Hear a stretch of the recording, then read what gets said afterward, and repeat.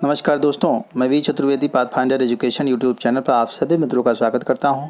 मित्रों, आपसे निवेदन है कि हमारे चैनल पर आप प्रथम बार हैं तो हमारे चैनल को लाइक करें, शेयर करें, सब्सक्राइब करें तथा बेल आइकन भी दबा लें, जिससे शिक्षा जगत संबंधी जो भी महत्वपूर्ण अपडेट हो वह यथाशीघ्र हमारे चैनल के माध्यम से आपको प्राप्त हो सके। जैसा कि आज के समाचार पत्रों में सबसे महत्वपूर्ण सूचना जो निकल के आ रही है, राज्य विश्वविद्यालय के 2,71,000 छात्रों को देनी होगी परीक्षा। 20 जुलाई के बाद शुरू होगी परीक्षा, 31 अगस्त तक जारी होगा परिणाम। प्रोफेसर राजेंद्र सिंह रज्जू भैया राज्य विश्वविद्यालय में स्नातक द्वितीय व तृतीय वर्ष और परा स्नातक के कुल 2,71,000 छात्र इस वर्ष की परीक्षा में शामिल होंगे, जबकि स्नातक प्रथम वर्ष एवं स्नातक के 1,61,000 छात्र छात्राओं को बिना परीक्षा के ही प्रमोट किए जाने की बात कही जा रही है। आगे दिया है, छात्रों को परीक्षा केंद्रों में ज़्यादा देर तक रुकना न पड़े। स्नातक की परीक्षा में प्रश्न पत्रों में कुछ बदलाव करते हुए जो परीक्षा होगी उसमें संख्या प्रश्नों की घटा दी जाएगी। इसके साथ ही जो परीक्षा 3 घंटे की होती थी उसमें समय भी घटा दिया जाएगा, 1.5 घंटे का कर दिया जाएगा। साथ ही आगे जो है दिया है, बैठक में तय हुआ कि शासन के दिशा निर्देश के अनुसार 15 जुलाई के बाद परीक्षा शुरू करा दी जाएगी। 20 अगस्त तक परीक्षा पूरी करा ली जाएगी। 31 अगस्त तक परिणाम भी जारी कर दिया जाएगा।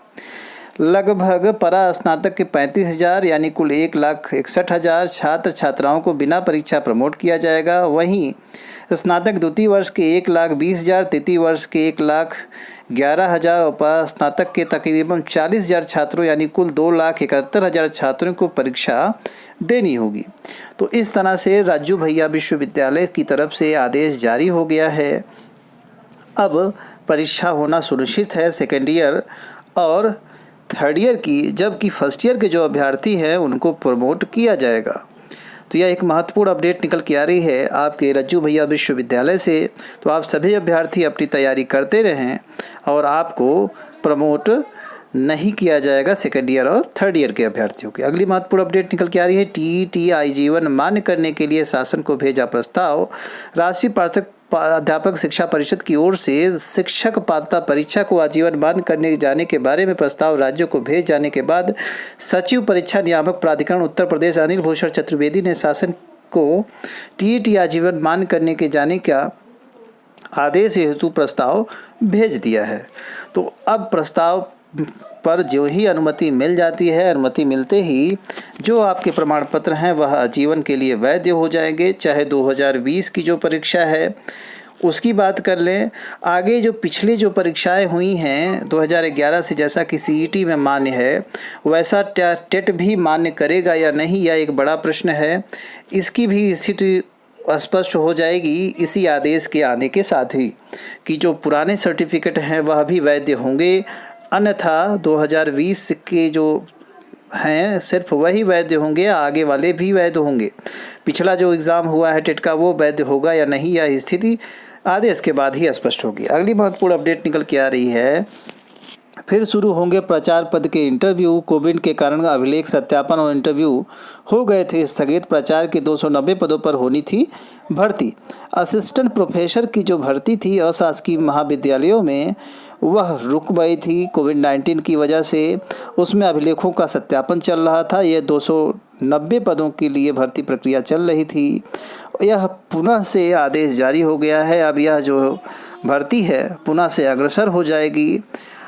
आगे दिया है, अपात्रों के चयन पर सवाल, आयोग से मांगी प्रतीक्षा सूची। ईएलटी में जो अयोग्य छात्र चयनित हो गए हैं उन पर सवाल उठने लगे हैं। साथ ही साथ जो प्रतीक्षा सूची है, वेटिंग लिस्ट बनाई गई है, वह भी मांगी गई कि किन छात्रों को वेटिंग लिस्ट में रखा गया है। तो ये दोनों महत्वपूर्ण अपडेट्स थी आपके लोक सेवा आयोग से संबंधित। अगली जो महत्वपूर्ण अपडेट निकल के आ रही है यूपी बोर्ड परीक्षा से संबंधित। यूपी बोर्ड के छात्रों के लिए एक महत्वपूर्ण सूचना ये है कि 2 दिन की जो वेबसाइट है आयोग की वह खुलेगी, यूपी बोर्ड की वेबसाइट। अगर कोई त्रुटि है तो वह उसको सुधार सकते हैं। यूपी बोर्ड के छात्रों को नाम की त्रुटि सुधारने का मौका दिया गया है। 2 दिन तक खुलेगी वेबसाइट। तो 2 दिन तक वेबसाइट खुलेगी, उसी में यह अपना सुधार करवा लें, अन्यथा जो गलत डाटा भरा होगा वही डाटा आएगा। यूपी बोर्ड ने पहली बार हिंदी और इंग्लिश दोनों अक्षरों में नाम और एड्रेस वगैरह, फादर नेम आदि लिया है, तो उसमें त्रुटि जो हो उसको सुधार करके आप सही कर लीजिए, ऐसा अवसर आयोग ने दिया है, यूपी बोर्ड ने दिया है। अगली महत्वपूर्ण अपडेट निकल के आ रही है, प्रारंभिक अर्हता परीक्षा के लिए 9,20,000 छात्रों ने कराया रजिस्ट्रेशन। यह यूपी SSSC से संबंधित सूचना है। राज्य सरकार के अधीन सेवाओं में भविष्य में विज्ञापित होने वाले समूह ग के पदों पर भर्ती के लिए उत्तर प्रदेश अधीनस्थ सेवा चयन आयोग की प्रारंभिक अर्हता परीक्षा 2021 में शामिल होने के लिए शुक्रवार को पत्र भेजकर परीक्षा के आयोजन के लिए जिला व मंडल स्तरीय नोडल अधिकारियों को नामित करने और परीक्षा केंद्रों का चयन करने की बात कह दी गई है। लगभग 4,77,000 आवेदन पत्र जमा हुए। अब तक परीक्षा अगस्त में होने की है संभावना। तो आप सभी जान लीजिए, जो पेट की परीक्षा है वह अगस्त में होने की संभावना है। इस कारण अच्छे से आप तैयारी करते रहिए। और अभी तक लगभग 9,20,000 छात्रों ने रजिस्ट्रेशन करा लिया है। जिन लोगों ने नहीं कराया है उन लोगों को भी रजिस्ट्रेशन करा लेना है, अन्यथा वह यूपी SSSC की परीक्षाओं में बैठने नहीं पाएंगे। आगे दिया है, 3 महीने में लगभग 6,000 पदों पर भर्तियों के रिजल्ट होंगे घोषित। आयोग के अध्यक्ष ने कहा कि पीईटी की परीक्षा की तैयारी के साथ ही पुरानी भर्तियों का बैकलॉग समाप्त करना भी प्राथमिकता होगी। उम्मीदवार को कोई दिक्कत न हो, इसको ध्यान रखा जाएगा। साथ ही उम्मीद ये है कि जून से अगस्त तक पुरानी भर्तियों से जुड़े 6,000 पदों के अंतिम चयन का परिणाम घोषित कर दिया जाएगा, जिससे जो छात्रों में रोष है वो समाप्त हो जाए। साथ ही साथ जो आयोग की भर्ती प्रक्रिया है उसमें भी सुधार हो सके। हालांकि ऐसा होता है तो यह बहुत अच्छी बात होगी कि देखिए क्या होता है। अगली महत्वपूर्ण अपडेट निकल के आई राजश्री टंडन विश्वविद्यालय से। उत्तर प्रदेश राजश्री टंडन मुक्त विश्वविद्यालय प्रयागराज की परीक्षाएं अगस्त के प्रथम सप्ताह में होंगी। परीक्षा में लगभग 60,000 अभ्यर्थी शामिल होंगे।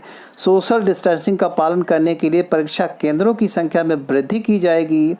प्रश्न पत्रों को बहुविकल्पी एवं परीक्षा OMR सीट पर कराने का निर्णय लिया गया है। विश्वविद्यालय में नामांकित कार्यक्रमों के अंतिम सेमेस्टर एवं अंतिम वर्ष के छात्रों की जो परीक्षाएं होंगी उसकी चर्चा चल रही है। तो यह परीक्षाएं कराएगा जो आपका राजश्री टंडन विश्वविद्यालय है। अगली महत्वपूर्ण अपडेट निकल के आ रही है, कानपुर में 16 जुलाई से होगी CSJMU की वार्षिक परीक्षाएं। जानिए प्रशासन की क्या है तैयारी। तो कानपुर विश्वविद्यालय ने भी 16 जुलाई से परीक्षा कराने की बात कह दी है। अब यह जो परीक्षा कराएगा उसमें संशोधित करके बहुविकल्पी प्रश्न रख दिया गया है। छात्रों को बहुविकल्पी प्रश्नों का ही उत्तर देना होगा। पेपर का प्रारूप बहुविकल्पी रखा जाएगा। साथ ही प्रैक्टिकल न कराकर मौखिक परीक्षाएं ऑनलाइन कराई जाएंगी। विश्वविद्यालय के कुलपति प्रोफेसर विनय पाठक ने कहा कि परीक्षाएं खत्म होने के बाद अगस्त अंत तक सभी विषयों के परिणाम जारी कर दिए जाएंगे। तो यह एक महत्वपूर्ण अपडेट निकल के आ रही है कानपुर विश्वविद्यालय से संबंधित।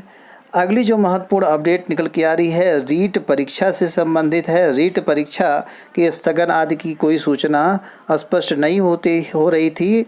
तो रीट परीक्षा कोविड महामारी के कारण स्थगन सूचना जारी कर दी गई है। परीक्षा पूर्व 25 अप्रैल 2021 को आयोजित होनी थी, जिसे ईडी के अभ्यर्थियों के अवसर देने हेतु EWS के बदल कर 20 जून किया गया था, क्योंकि अब 20 जून 2021 की परीक्षा भी कोविड-19 से स्थगित हो चुकी है। तो राज्य सरकार नवीन तिथि की घोषणा शीघ्र ही जारी करेगी। तो यह एक महत्वपूर्ण अपडेट थी रीट परीक्षा राजस्थान की। इन्हीं सारी सूचनाओं के साथ सूचना सुनने के लिए आप सभी मित्रों का बहुत बहुत धन्यवाद। हमारे चैनल को लाइक शेयर और सब्सक्राइब करें। Thank you very much.